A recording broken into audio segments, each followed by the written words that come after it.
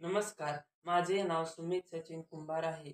Me the Modern English School Koregaon मध्ये इयत्ता 8वी तुकडी ई मध्ये शिकत असून मी तुम्हाला एक नवीन संकल्पना सांगणार आहे.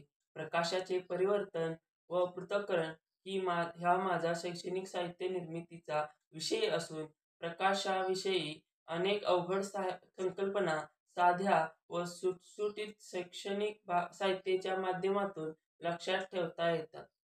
माझ्याकडे प्रकाशाचे परावर्तन ही संकल्पना काळा काडशी पेपर, रंगीबेरंगी धागे वापरून परावर्तन ही संकल्पना व्यवस्थितपणे अवगत होते.